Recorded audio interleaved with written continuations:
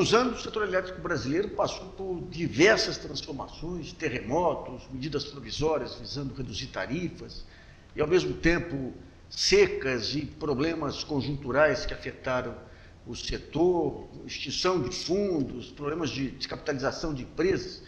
Nós estamos hoje aqui em Minas Gerais, na CEMIG, para uma discussão a respeito do que ocorreu nesse período e o que esperar para o setor elétrico daqui para adiante. Participam desse Brasilianas Especiais o Mauro Borges Lemos, que é presidente da CEMIG, o Nelson Rubner, que é consultor especialista do setor elétrico e ex-diretor-geral da Agência Nacional de Energia Elétrica, o Franklin Moreira Gonçalves, que é diretor de geração e transmissão da CEMIG, e o Alexandre Erinja, que é presidente da Eficientia, empresa de soluções energéticas. Eu queria começar com o Mauro. Mauro, qual a situação atual depois de todas essas mudanças que ocorreram no setor elétrico? Acredito, Nassif, que nós estamos caminhando um reequilíbrio do setor, tanto do ponto de vista econômico-financeiro, como do ponto de vista regulatório, como também do ponto de vista hidrológico. Quer dizer, da mesma forma que houve uma turbulência que aconteceu uma convergência desses fatores do ponto de vista negativo, agora nós estamos vivendo um momento onde, pela melhoria da questão do regime hidrológico, pela a própria experiência das dificuldades da regulação no momento dessa dificuldade hidrológica, também isso, o modelo está sendo aperfeiçoado, é um modelo muito sofisticado, o modelo brasileiro, então não se está jogando esse modelo fora, muito antes, pelo contrário, está sendo aperfeiçoado e no momento também de possível retomada do crescimento da economia brasileira. Tá. Acredito que no momento é um momento, então, de reequilíbrio nessas três dimensões que eu me referi do setor. O setor elétrico, até pelo consumo, vocês costumam ter indicadores de antecedentes da economia. Vocês estão sentindo algum aumento, alguma mudança qualitativa aí do nível de atividade econômica? Sim, a gente, quer dizer, a CEMIG tem uma carteira de consumidores bastante diversificada. Ela é a companhia elétrica onde o setor industrial e o setor comercial têm a maior participação na carteira de consumidores. Quase 50% dos consumidores da CEMIG, do ponto de vista de consumo de energia, representa esses consumidores industriais. Então a gente consegue medir como indicador antecedente e se antecipar um pouco a como que está o ciclo de retomada da economia. E a nossa percepção neste ano é, de fato, uma percepção positiva. Tem, obviamente, um indicador do consumidor residencial que continua ruim, uma vez que, como a gente sabe, toda a recuperação econômica aí do Brasil é assim também que acontece.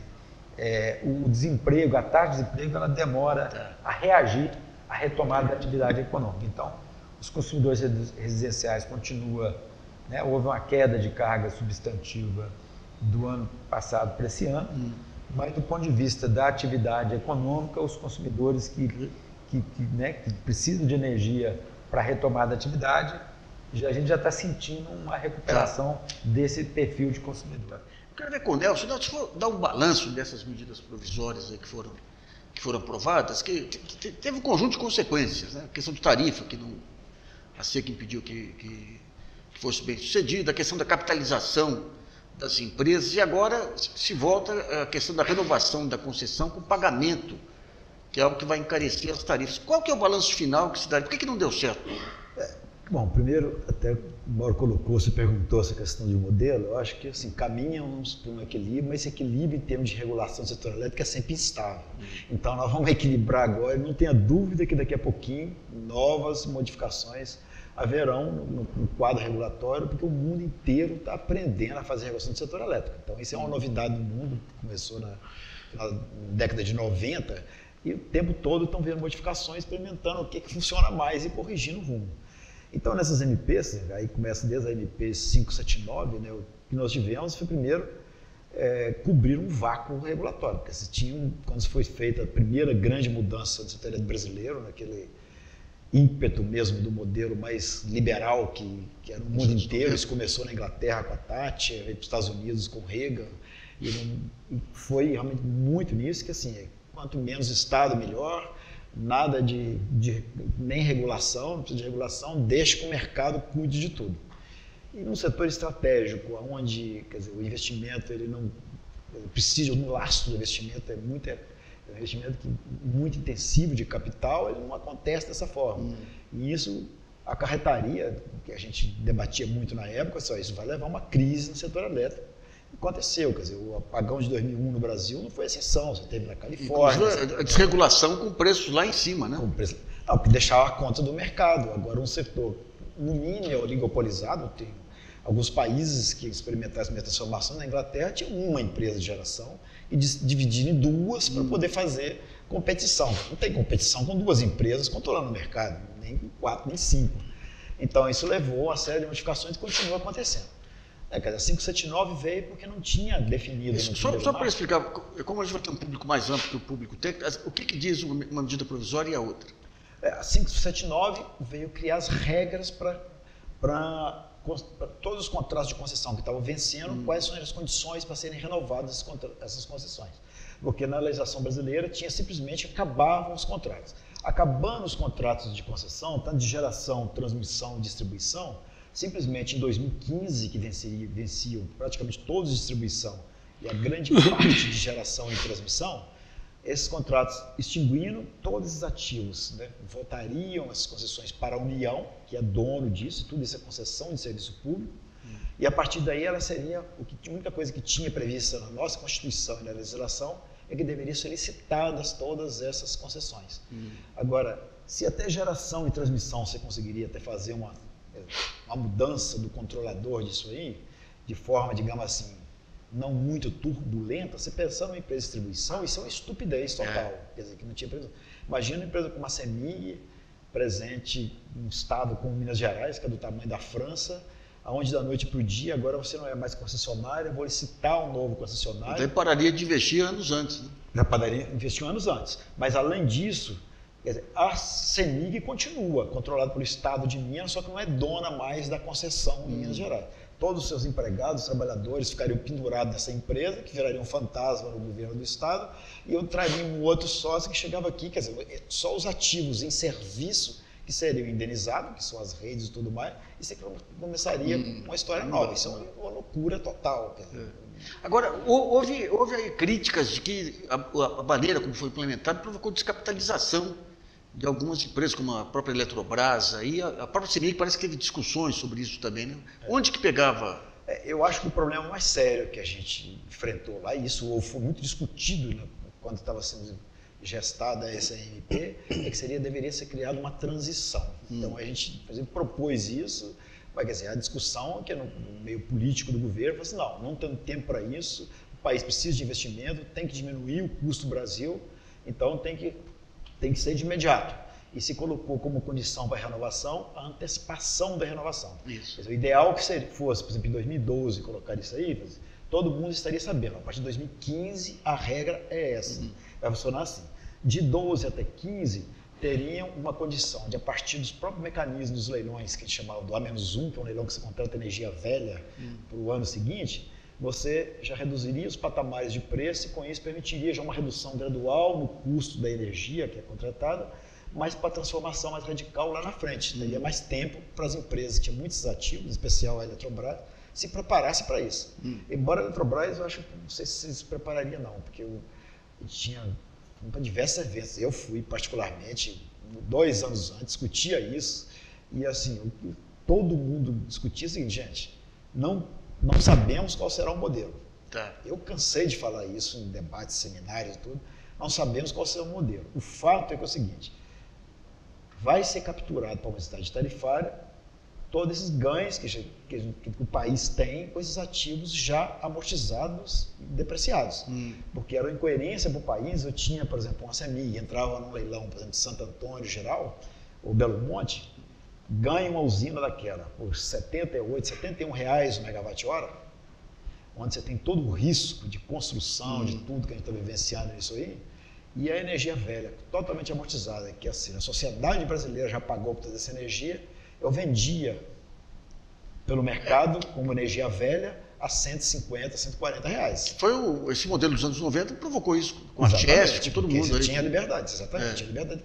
E todo mundo ficava então acima desses ativos. Eu acho que esse era o grande problema. Eu queria ver com o Frank, um dos problemas que ocorreu nesse período até com a SEC foi essa questão do mercado à vista também, que acabou dando uma explosão aí que criou muitos problemas aí. De que maneira que você acha que lição que fica, digamos, dessa explosão tarifária aí no mercado spot, a partir dos problemas que ocorreram? Que ajustes tem que ser feitos para compatibilizar o longo prazo com problemas imprevistos aí de clima e tudo mais? O preço no mercado spot de curto prazo é definido por um modelo matemático. Hoje a principal entrada para esse modelo matemático é a condição hidrológica. Eu acho que com uma matriz que não é mais basicamente hidrológica, tem a presença da térmica muito forte, e a térmica até então era considerada para poder entrar como complemento e não na base, que nós vivemos nos últimos anos, principalmente nos anos recentes agora, quando tivemos um GSF muito baixo, foi a térmica despachando quase que na base, e a hidrelétrica ela era, por uma política operativa, eu acho que até correta por parte do INS, ela tinha que reservar os seus recursos hídricos e permitir que a térmica gerasse, até porque você precisa da água para os outros usos que não apenas para a geração de energia elétrica. Então, eu acho que tem que atualizar o modelo. É preciso atualizar o modelo, é preciso colocar outros inputs que não apenas a questão hidrológica, é preciso considerar outras políticas que dialogam com a política energética, como uma questão econômica, e é preciso, eu acho, pensar de duas maneiras no setor. Primeiro, a questão mais estrutural, que tem a ver como que a política energética vai dialogar com a política econômica, basicamente a questão de inflação, que tem a ver com tarifa, ou que tem a ver com a necessidade de reduzir a tarifa de energia das concessões que estavam para ser renovadas, como disse o Nelson aqui. Ou seja, a necessidade da política econômica naquele momento fez com que não tivesse um processo de mediação que pudesse levar em consideração essa transição e que existem outros fatores que não só o econômico, mas a própria sobrevivência da empresa, para continuar fazendo investimento e outras coisas. Então, eu acho que precisa acertar um pouco mais esse estrutural com o conjuntural, que tem a ver com crises que não se controlam, que fogem, principalmente do setor com uma matriz igual a nossa, e com as mudanças climáticas dos últimos anos. Isso pode acontecer, ou crises externas que afetam também o próprio setor. Esse problema hidrológico... Eu acho que precisa ter esse equilíbrio entre o estrutural e o conjuntural, mas levando em consideração que a saída tem que ser sempre uma mediação, onde não possa haver uma prevalecência de algum ator social em relação a outros. Tá. Essa seca, pelas mudanças que estão ocorrendo no clima, aí, ela pode se repetir? Nós estamos tendo uma inversão agora do fenômeno, porque nós vivemos o El Niño, que era muita chuva no sul, pouca chuva no norte e no nordeste, e o sudeste e centro-oeste com incerteza. Agora tem característica forte da entrada de um outro fenômeno, que é o Laninha, que inverte. Você tem seca no sul, muita chuva no norte e no nordeste, o que é bom, porque eu acho que o sul nós conseguimos, até pela característica dos reservatórios e pela característica das bacias hidrográficas brasileiras, você tem uma possibilidade de acumular muito mais do que no norte e no nordeste. Então eu acho que nós vamos ter um certo período, como disse o presidente Mauro, de um equilíbrio, inclusive, na questão climática. Mais uma questão, aqueles fundos que foram extintos aí pelas medidas provisórias, de alguma maneira criaram problemas aí para o setor de capitalização? O RGR, que era um fundo que era usado para poder ressarcir a empresa quando da renovação das concessões para aqueles investimentos que não foram amortizados durante o período da concessão. A CDE, a Conta de Desenvolvimento Energético, para poder incentivar as alternativas energéticas, considerar também um custo mais alto das regiões isoladas, que precisava ter um apoio através desses fundos, como é o caso do Norte. Para você ter ideia, Manaus consumia quase que 1 bilhão por ano a conta de CCC, de diesel, com fortes impactos também no câmbio que precificava o petróleo. Então, acho que o fundo ele é importante. Eu não tenho crítica a fundo, não tenho crítica a impostos. Eu acho que tem que ter uma aplicação correta e uma arrecadação também que seja justa do ponto de vista social. Eu queria ver com o Alexandre, ele é presidente da Efficientia, que chama? Efficientia. Fala um pouquinho, o que é essa empresa, para o nosso telespectador aí entender. Essa é uma empresa que foi criada há 12 anos atrás pela CEMIG, que o fundamental dela era tornar a fidelização de clientes cativos. A empresa oferecia um pacote, um combo para essa empresa, para ela continuar comprando energia nossa, né? A CEMIG é a maior comercializadora do Brasil, né? A carteira dela. E a gente oferecia, porque as empresas hoje não existe consumidor bobo, né? Hoje no mundo. Então, antes parecia um contrassenso, pô, mas vocês vão eficientizar uma empresa, dar a solução para ela economizar menos, a gente quer vender. Só que o consumidor, se a gente não faz isso, ele procuraria outro. Então a gente oferece a eficiência criada para fazer os chamados contratos de performance, que aproveitava recursos do programa de eficiência energética e oferecia às grandes empresas que queriam eficientizar seus processos, oferecia investia esse dinheiro, ele gerava uma economia de energia e repassava para a CEMIG, na realidade a CEMIG Distribuição, que fazia era o detentor desse dinheiro.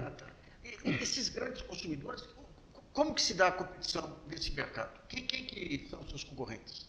O consumidor aqui, a CEMIG, como Minas Gerais, tem uma carteira muito grande de grandes consumidores eletrointensivos, né? Que a nossa carteira fazia. Então já tem aqueles contratos de longo prazo com eles. Eles pegavam e simplesmente pelo custo de energia que eles pagavam, aqueles que tinham já contratação, era no mercado cativo, já conseguia, através dos contratos dele, baixar muita energia. Esses aí, teoricamente, não teriam muito interesse nisso, porque já pagavam uma tarifa muito barata. Os nossos grandes clientes estão sendo aqueles que pagam a tarifa cara no B2, no A3, no A2. O que é A3 e A2? É a tarifa de alta tensão. De alta tensão. Alta tensão e média tensão. Então, são os que pagam a tarifa mais cara, então esses são os nossos clientes em potencial. Agora, só para entender uma coisa, nós temos todos esses problemas hidrológicos aí que não deu nem para avaliar essa questão da modicidade tarifária. Né? Voltando à normalidade, a gente conseguiu avanços em termos de modicidade tarifária ou não? Com certeza, a 579, que foi a mais combatida, o Tonelson aqui explicou bem, isso tem um caráter republicano nisso. A medida que tomou foi o seguinte, olha, tem concessionários que estão vendendo a 140 uma energia que custa a 10, 15 reais. Quer dizer, esse ganho todo era apropriado por setores, não era apropriado pela sociedade. E na época a grande crítica que se fazia ao governo era que pagava o Brasil, tinha tarifas altíssimas, tanto no só imposto como o custo da energia. Então, essa 2004, né, essa mudança que teve no setor institucional, no setor elétrico, começou a mudar isso tudo, quando estabeleceu o planejamento centralizado e criou a modalidade tarifária. E essa 579 veio de uma constatação. A indústria brasileira, a FIENG, a Fiesp, era o maior adversário, falava que a tarifa cara. Então o governo falou, então nós vamos abaixar. O problema que aconteceu foi uma conjunção de nós tivemos as maiores secas dos 80 anos, né? Nos últimos 80 anos tivemos esse problema todo, a junção com isso e esse problema da crise internacional também, que permitiu que a economia... Alice, dá para fazer um cálculo aí, Nelson, se for comparar o que seria a tarifa hoje sem essa medida provisória e o que é hoje? Lá na medida provisória, tem 3 aspectos que quer dizer a tarifa. Uma questão da redução do custo de geração, tem uma da transmissão, e teve uma parte que o setor elétrico a gente não cuidava, foi a Fazenda que fez, que foi assumir pela Fazenda uma série de incentivos que você tinha, quer dizer, embutido dentro da tarifa, subsídios cruzados mesmo, por exemplo, tarifa de baixa renda. O consumidor de baixa renda não tinha condição de pagar essa tarifa alta no Brasil. Como é que paga aquilo ali? Instituiu-se então a tarifa de baixa renda. A tarifa de baixa renda é subsidiada pelos outros consumidores. Em outros países, é muito normal ter isso. Na Inglaterra tem uma tarifa de baixa renda, só que não está isso subsidiado pelo consumo de energia. O cidadão que paga isso. Paga isso, então o Estado dá um dinheiro para ele, você tem tantos libras aqui para ajudar você a pagar a sua conta de energia. Não é fora disso.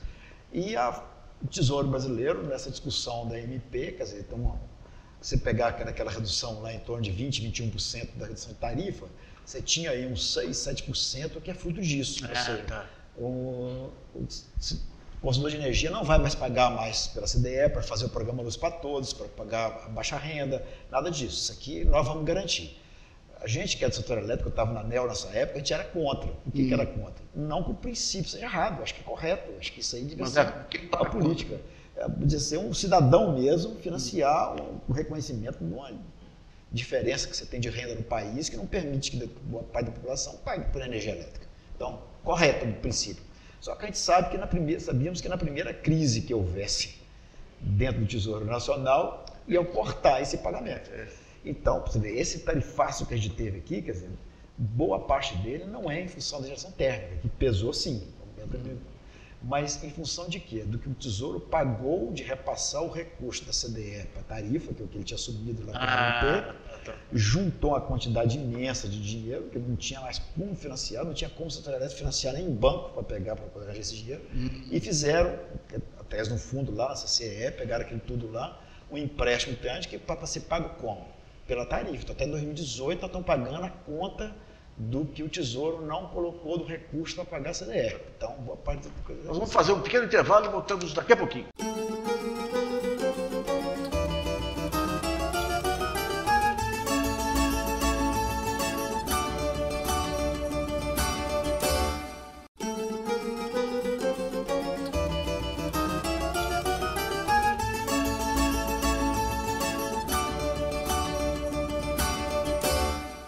Voltamos ao nosso Brasileiro Especial sobre o setor elétrico. Nesse segundo bloco, vamos abordar a questão das energias alternativas, que tiveram um substancial crescimento nos últimos anos. Eu queria ver com o Mauro. Mauro, qual que é a estratégia da CEMIG com as energias alternativas, levando em conta a questão de custo também, e a questão da assimilação dessa cultura da energia alternativa? Bom, a estratégia da CEMIG, pensando, né, uma perspectiva de longo prazo, é que as energias alternativas vão, na verdade, constituir a maior parte da geração de energia no futuro da humanidade, não só do Brasil, como do mundo inteiro. Então, nós vamos caminhar para uma mudança da composição da geração de energia favoravelmente a gerações de energia verde, né, vamos dizer assim. Então, esse é o futuro que o mundo está caminhando, e no Brasil, é claro que uma vez que nós temos uma matriz energética já muito verde, dado que nossa geração hidrelétrica ela tem um peso enorme no conjunto da oferta de energia elétrica no Brasil, a gente já tem uma posição muito privilegiada comparativamente à matriz energética mundial. Mas a estratégia da CEMIG nesse sentido é estruturar o seu plano de investimento fortalecendo... Vocês estão investindo também na geração? Energias alternativas, quer dizer, o fato mesmo da gente ter hoje uma empresa de energia alternativa bastante robusta, das empresas líderes do setor de geração alternativa no Brasil, é um indicador da prioridade que a CEMIG dá a essa nova tendência de geração no mundo e no Brasil. Deixa eu pegar com a eficiência, a maneira da gente trabalhar, digamos, dentro da rede interligada, Alexandre. Esse fato de você não ter mais hoje grandes reservatórios para serem formados, aí os problemas na Amazônia, de que maneira que fragilizam aí a geração de energia alternativa? É possível hoje, por exemplo, casando aí os ventos aqui no sul, sistema hidrológico, a gente ter um equilíbrio ou suprimir os momentos de crise com energia alternativa, ou os reservatórios eles têm que acompanhar o aumento de produção dessa energia mais intermitente? Para que você tenha essas energias intermitentes funcionando perfeitamente, a gente tem que ter uma base hídrica, uma base térmica bem consolidada, porque essas energias não são, hoje o nome correto assim, a gente chama de complementares. Elas entram para complementar a matriz energética. Então nós temos hoje aqui a eólica, que é a nossa fonte mais importante não hídrica, renovável não hídrica, que hoje o Brasil já atingiu a 10 giga no seu portfólio. E ela faz o seguinte, ela é como se fosse, quando estão injetando energia, seja solar, seja eólica, seja biomassa, elas dão um sinal para a rede, que é aquela tensão da rede, os monitoram por frequência, pela tensão, mostra que o sistema elétrico está balanceado, está bom. Então, elas contribuem com isso, porque aí não precisa despachar a água, né? Não precisa turbinar. Então, com isso aí, você dá um sinal. Quer dizer, antes a gente tinha primeiro a água, quando faltava entrava a termoelétrica. Agora entram as energias alternativas e a água entra é despachada no segundo momento? Elas entram porque elas, como são intermitentes, elas vão jogando à medida que produzem. Né? Vão pedir. Então, elas vão aí, o setor vai amortizando, vai entrando energia, eles vão complementando. A presidente ela usou uma expressão que os leigos caçoaram, mas que o setor, que é o negócio de engarrafar o vento. Já tem tecnologia, que é uma expressão racional e que reflete o que é o problema da energia eólica, né? Já tem maneiras de acumular essa energia? Essa energia no nosso sistema, o Brasil tem uma vantagem comparativa enorme. Nossa malha de integração permite, que ela chamou de estocar vento. Exatamente é isso. Que você faz o seguinte, como você está usando muita energia eólica, muito vento, que são intermitentes, elas contribuem para você estocar, estocar água. Você está estocando energia nas represas. E isso é um fator grande que o Brasil, enquanto o regime então está ventando no norte, no nordeste, não está ventando muito no sul e vice-versa. E a nossa rede é toda integrada. Então nós temos assim, a velocidade da luz, que é o campo elétrico de uma rede para outra. Então, se falta vento num lugar, é compensado no outro. Frank, quando começou essa expansão dos parques eólicos, em alguns lugares houve um descasamento com as linhas de transmissão. Hoje já está resolvido esse problema? Hoje está resolvido. A empresa de pesquisa energética está dando um passo adiante, que é colocar o leilão mais próximo da conexão para poder evitar gastos com linha de distribuição. Então, nós vamos ter um leilão importante agora de transmissão, e aqui em Minas Gerais aproximadamente 6 bilhões de investimento, que vai descer pelo norte de Minas e pelo leste de Minas, onde nós temos um potencial solar muito grande, e a empresa de pesquisa energética está tratando de definir as coordenadas mais próximas de conexão a essas linhas de transmissão que vai permitir escoar essa energia. E também essa linha de transmissão que desce pela Bahia, ela já vai trazer a energia dos parques eólicos construídos lá no interior da Bahia, na Renova e também no Ceará. Agora, se você me permite, eu só gostaria de voltar um pouco numa questão aqui, que é em relação a 579. Porque eu acho que foi dito que as empresas elas se aproveitaram e ganharam muito dinheiro em função do preço de liquidação de diferenças, que é o PRD de curto prazo. Isso poderia ser o inverso. Se nós tivéssemos muita água sobrando no reservatório, como nós temos agora, não tem tanta água, mas melhorou muito o armazenamento em relação ao ano anterior, o PRD está R$80 no megawatt-hora. Então, se poderia ser o contrário, as empresas poderiam estar perdendo dinheiro em relação à energia que estava nos seus contratos, e como tinha uma insegurança jurídica da CEMIG, se ela tinha direito ou não a renovar, ela também não poderia fazer um novo contrato de comercialização dessa energia, porque ela estava impedida. Sua concessão ia vencer. Então, ela só poderia liquidar a energia no mercado de curto prazo e que, por questões hidrológicas, elevou muito o preço. Não foi uma estratégia deliberada para poder se ganhar dinheiro. Então, mas porque eu acho que isso influencia um pouco, até as decisões que ainda precisam ser tomadas em relação a Jaguara, São Simão, que estão na justiça, e como isso tem influenciado. Então, só para poder... Agora, mas quando tem uma volatilidade dessa, de 80 para 800, tem alguma coisa errada com o modelo também. É o que eu disse anteriormente. Eu acho que o New Wave, que é o modelo que faz esse cálculo, ele precisa ter outras variáveis de entrada, que não apenas a questão hidrológica. Essas ações que estão na justiça, elas se referem a quê? A usinas de Jaguara e São Simão. E agora Miranda, que vence a concessão no final do ano, que nós estamos tratando, porque eu acho que a CEMIG tem direito a mais um período de renovação de concessão. Mauro, a entrada das hidrelétricas da Amazônia agora, aí, em que muda o setor aí, em termos de oferta e de custo? Acredito que esse é projeto que até o Dr. Nelson aqui vai ser o melhor para comentar mais sobre isso, que foi na época que ele era diretor, era primeiro secretário executivo do Ministério de Minas e Energia, depois diretor-geral da ANEEL, onde esses projetos foram gestados.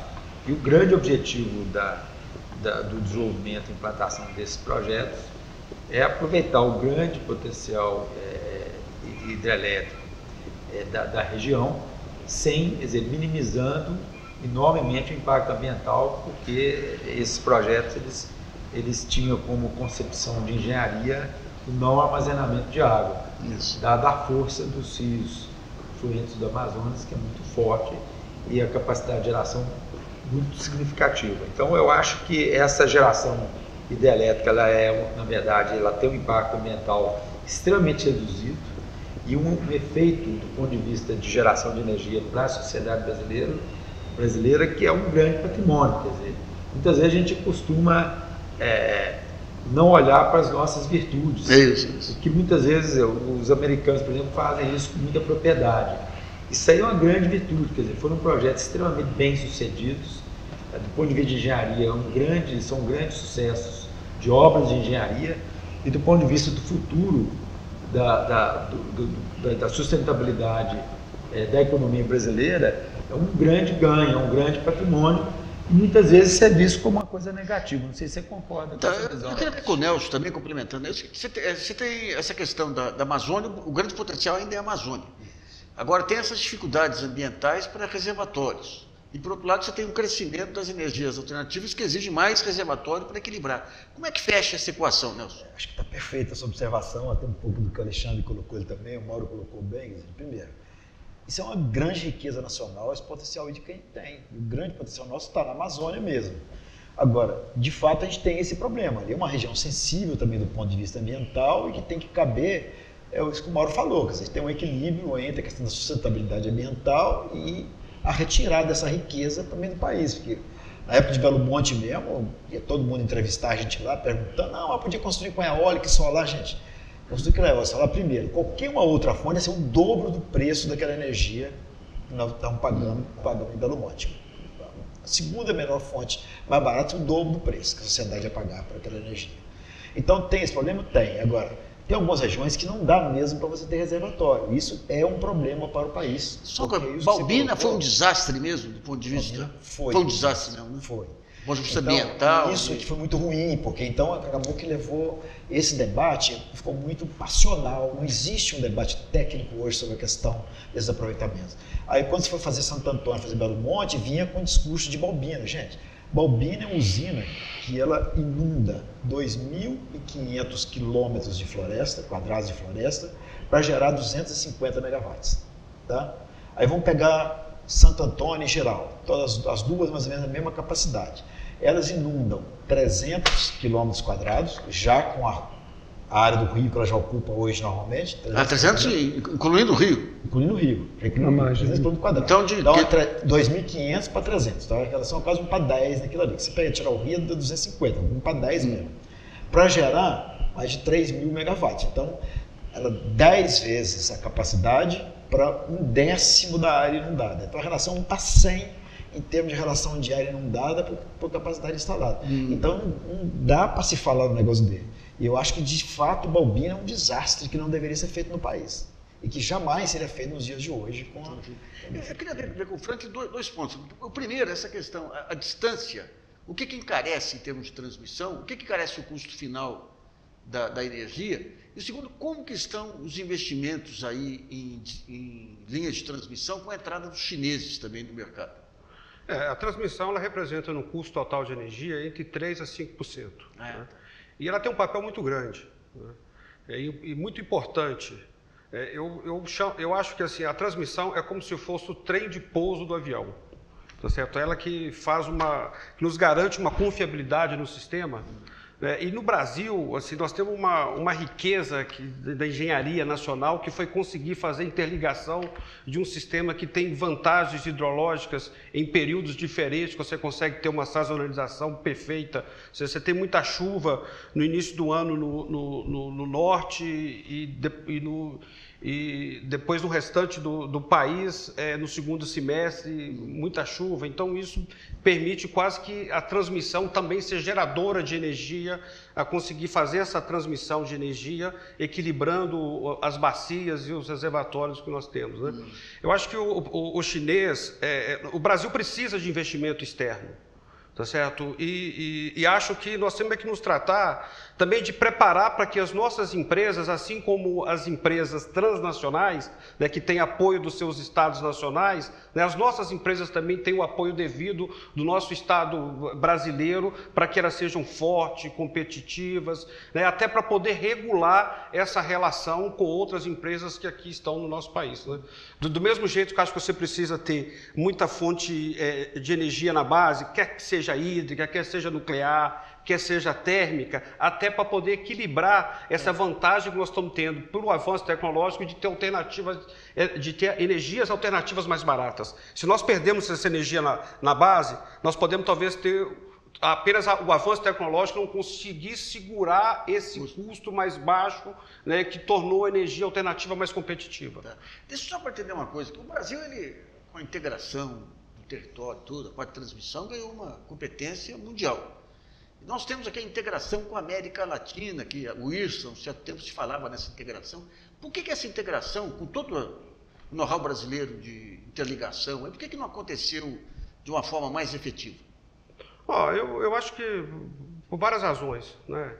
Eu acho que primeiro uma falta de visão de região, né? Na hora que você vai colocar a mesa para poder fazer uma integração onde a gente possa complementar energeticamente os potenciais que cada país tem. Assim, a Argentina tem um certo potencial de gás que poderia estar complementando em períodos difíceis aqui. Eu acho que acaba prevalecendo um certo pressão da sociedade sobre aqueles países, né, para que tenham vantagens no lugar de ter compartilhamento e de ter sinergia.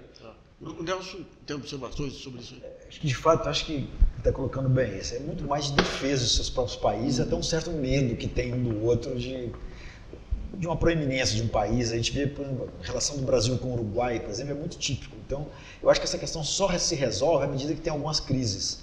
De repente, tinha uma conexão muito forte com a Argentina, que foi feita em épocas de paz, mudança do modelo a partir de 97, e celebraram contratos de mais de 2.000 megawatts médios de energia de venda da Argentina para o Brasil. Na primeira crise de energia na Argentina, se simplesmente suspendeu com base na legislação. A gente falou, não, primeiro é o mercado nacional. A segurança nacional aí tem peso. Então, né? Enquanto não se criar mecanismo para compartilhar, quer dizer, isso que ele está falando, a vantagem de ter uma sobra do gás da Argentina para atender, ou seja, os riscos todos. O Uruguai foi típico. O Uruguai passava por uma crise, vamos fornecer, vamos fazer uma transmissão. Eles quiseram construir uma linha de transmissão para ter uma conexão mais forte com o Brasil, para não depender da Argentina, porque eles são muito desconfiados com os argentinos, que eles tinham um contrato, a energia passava para a Argentina segurava a energia, não ia para lá. Então, um negócio mais histórico, né?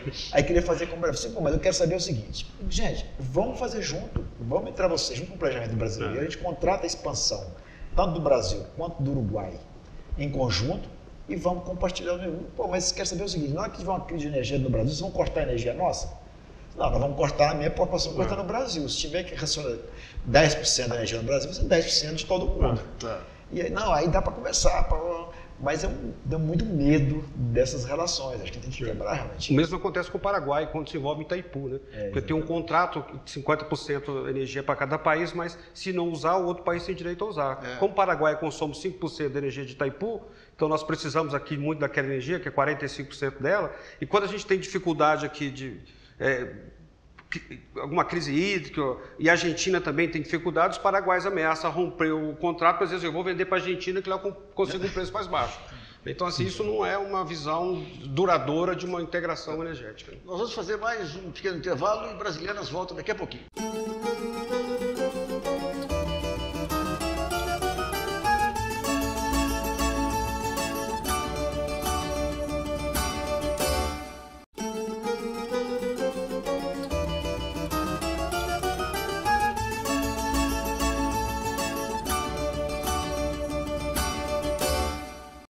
Nesse último bloco, nós vamos abordar a questão dos cenários futuros. O que se espera com as últimas mudanças tecnológicas, revoluções da energia distribuída e tudo mais.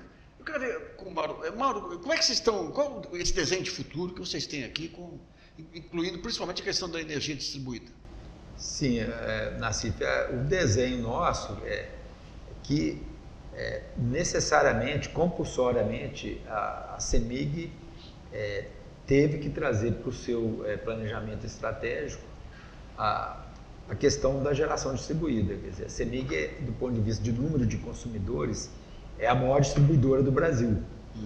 E como a maior distribuidora, vamos dizer, para o bem ou para o mal, nós estamos na geração distribuída. Claro. Esse negócio é inexorável.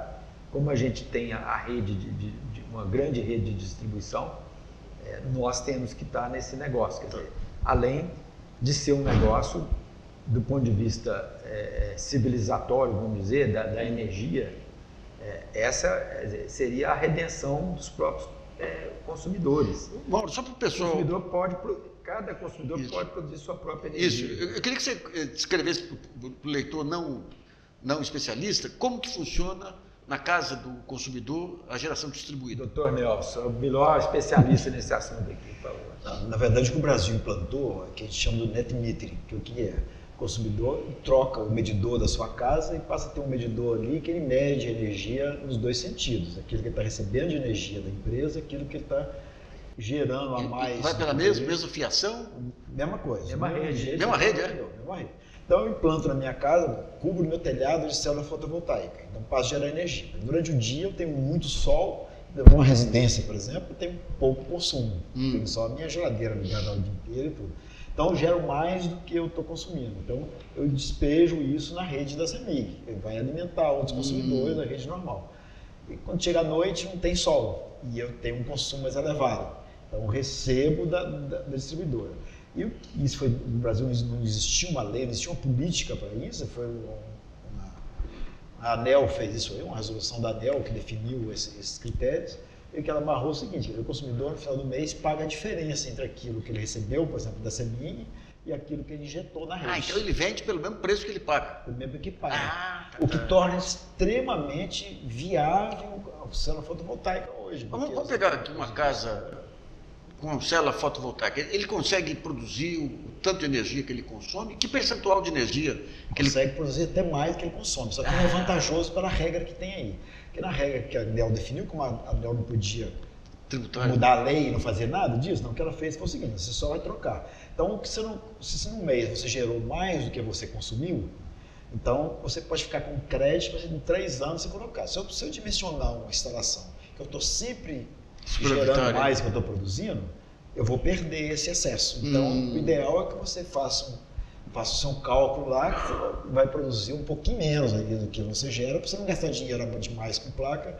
sem ter um retorno para você. Está parecendo o uso de dados aí pelas companhias celulares aí, que o saldo zerava no final do mês, né? Mas... Agora, eu queria ver com o Alexandre, recentemente saíram notícias aí de alguns conjuntos habitacionais, Minha Casa, na Bahia, lá que usaria energia fotovoltaica nesse sistema de geração distribuída. Você tem informações? Vocês mesmos montaram os projetos pilotos aqui. Montamos. Nós temos lá em Uberlândia, junto com a Algartec, nós estamos montando alguns condomínios com casas com energia solar, porque ultimamente a legislação permitiu, teve uma edição agora de uma resolução normativa 678, que permite agora que, além de ampliar o limite, que antes você podia até ter 1 mega instalado, agora você pode ter até 5 mega. E você pode, caso você produza mais, você pode transferir isso para alguma outra residência, alguma outra da sua titularidade. E você permite que tenha condomínios de comum, né, que você pega assim, olha, vamos construir um condomínio que vão construir geração solar. Então divide entre os condôminos. E permite agora a geração também consumidor remoto. Você pode transferir sua energia para outro estado, dentro da mesma região da área de concessão, você pode gerar e colocar lá. Isso aqui está alavancando os nossos negócios de geração distribuída, ao ponto que CEMIG, né, como o Mauro andou falando, nós estamos aqui Hoje nós temos praticamente 1/4 de todos os pedidos de conexão de geração distribuída está aqui dentro do CEMIG. Então nós estamos aqui com uma demanda cada vez maior e com certeza é o futuro que o setor elétrico vai transformar todinho, porque cada vez mais com o setor ficando mais barato, os módulos ficando mais baratos, os consumidores tendo acesso a esse tipo. E agora, com as novas tecnologias que estão sendo introduzidas aí, como veículo elétrico, que pode parecer agora uma coisa hoje, mas você imagina 5, 6 anos. Ele vai poder gerar e alimentar o seu veículo elétrico. E ele vai poder vender energia do veículo. Daqui a pouquinho ele vai colocar energia no veículo dele no horário de tarifa baixa, mas daqui a pouquinho, quando dá um pico de pulso, aquilo assim, ele injeta na rede e vai vender também. Ele pega, injeta do veículo na rede? Tá. Isso os outros países já estão fazendo. Então, eu queria ver com o Frank, tudo isso passa pelos sistemas inteligentes, de redes inteligentes. Né? Como é que funciona esse sistema hoje das cidades inteligentes e das redes inteligentes? Então, eu acho que grande parte da solução disso se passa por medidores que permitem fazer esse gerenciamento da demanda, né? Onde você tem dentro de sua casa, você consegue programar em determinados horários do dia quando você está puxando da rede, quando você está entregando para a rede. Esses consumidores que estão na geração distribuída, eles sabem o momento do dia que estão pagando mais caro, mais barato? Pois é, mas eu acho que você precisa de mais investimento em medições para permitir você fazer essa modulação. Ou seja, qual o horário que você vai consumir tantos quilowatt-hora, né, qual o outro horário que você vai estar fornecendo, e conseguir fazer isso programado durante a semana inteira. Então, a gente passa por tantos sistemas de informações que conseguem permitir fazer esse gerenciamento da demanda pelo consumidor e também pela concessionária. Ou talvez a própria concessionária vendendo isso como um serviço. Ou seja, fazer o gerenciamento da demanda do próprio cliente para ele poder saber qual a vantagem que ele vai ter no final do mês e aí até mesmo fazer uma transação comercial onde vai saber que durante uma semana inteira ou durante um mês, né, quais são os horários que ele vai estar devolvendo energia para a concessionária e a concessionária, por sua vez, conseguir comercializar essa energia. Eu acho que vai ser um sistema integrado e aí está interessante que a própria concessionária tenha isso como seu portfólio de serviço. Não chegou ainda nesse patamar. Não, precisa de muito investimento. Inclusive, que não temos no Brasil ainda, essa tarifa diferenciada por horário, por os consumidores, residencial, mesmo pequeno comercial. Então, a tarifa nossa residencial é econômica, a gente chama, só o consumo seu de quilowatt-hora, só a conta também lá, tantos quilowatt-hora no mês. Mas é só uma questão de medidor na ponta? Ou fundamentalmente, o software ele consegue, ele é um computador sofisticado, eu consigo medir de minuto em minuto o que ele está consumindo. Então, você vê, esses países que já implantaram, por exemplo, tem alguns estados americanos, Texas, Califórnia, uma série de estados, que foi de cima para baixo, chegaram, implantaram, cobraram na conta de energia, todo mundo tem esse medidor. Então ele dá esse sinal mesmo locacional. Inclusive o valor da tarifa de energia é horária. Chega uma hora de pico e de repente ela explode. Os R$800 que acontece no Brasil por causa da hídrica em determinado período do ano, lá acontece às vezes todo dia. Então subiu muito. Então subiu muito é o que eu falei do carro. O cara de repente dá para abastecer o carro dele de madrugada com a tarifa baratinha, nesse horário ele pluga o carro na tomada, ele vai gerar energia. E a gente tem fornecedores brasileiros já capacitados para fornecer esse tipo de equipamento? Fornecedores brasileiros são todos multinacionais. Tem uma série desses medidores. Eu acho que o Brasil está perdendo uma grande oportunidade. Quando você tem essas mudanças tecnológicas, é de entrar nisso. Porque é muito simples, não tem nada a ver com aquele medidor tradicional que a gente tinha. No fundo, hoje, o que é? Às vezes você pega você olha, não sabe o que é aquilo. Que é um negócio em epóxi, tudo feito ali dentro, um componente eletrônico, só tem circuito eletrônico, ele deveria ser certificado, tem que ser certificado pelos nossos métodos da vida e tudo aí. Mas que acumula todos aqueles sinais, mede aquilo tudo ali e coloca. Eu acho que tem pouco, já tem uma série, algumas empresas brasileiras que têm capacidade de fabricar, estão fabricando, mas eu acho que falta uma política realmente industrial no Brasil que proteja e dê amparo para o desenvolvimento. Como é que é a política de compras públicas da CEMIG? A questão do conteúdo nacional, vocês chegaram a implementar? Sim, a gente, para a CEMIG é muito difícil, ela tem uma política de conteúdo nacional, se não tem, né, como o Nelson disse, uma política industrial do governo que dê amparo para essa política de conteúdo nacional, porque envolve imposto de importação, envolve quebra de isonomia do importado em relação ao nacional de muitos equipamentos e materiais elétricos. O importado ele acaba, em termos tributários, sendo mais barato do que o nacional. Então, sem uma política nacional, né, vamos dizer, industrial, fica muito difícil as empresas terem uma política de suprimento privilegiando o conteúdo local nacional.